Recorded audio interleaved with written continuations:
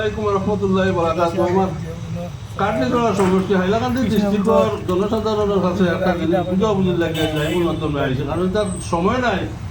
আমি তো প্রায় লেবাসী মানুষ, মুরব্বী মানুষ, থকি দাড়ি পাঞ্জাবি নবীজি সুন্নত ইতালে আউরি যাউরি মাতলে কোনবা কোন গুণ হইব ডর, এমনিও তো গুণাগার আর কোন গুণ হইব ডর।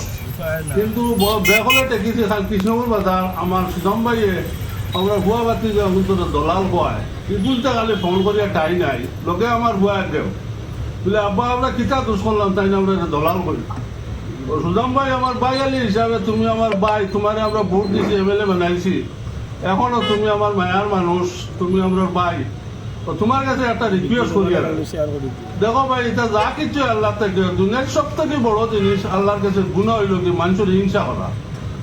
আর রাজনীতিত লাগিয়া স্বার্থ আদায় করতে গিয়া মানুষের অত হিংসা করা এটা উচিত নাই। এখন দেখুন যে খাল কৃষ্ণপুর বাজার আপনারও বাজার, আমারও বাজার, আমার গুয়াবাতি জয়ন্তরও বাজার, তোমার গুয়াবাতি জয়ন্তরও বাজার।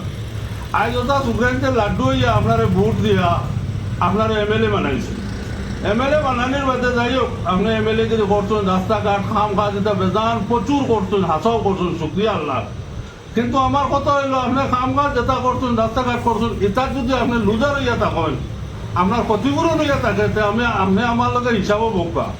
বইয়া যদি আপনার লুজার হয় তা আপনার লুজার ওকে ঘুরা করতে গিয়া ফিরিয়া আপনার এমএলএ বানাইতাম না টেকা কোন দিতাম, আমরা একটা চিন্তাধারা করব।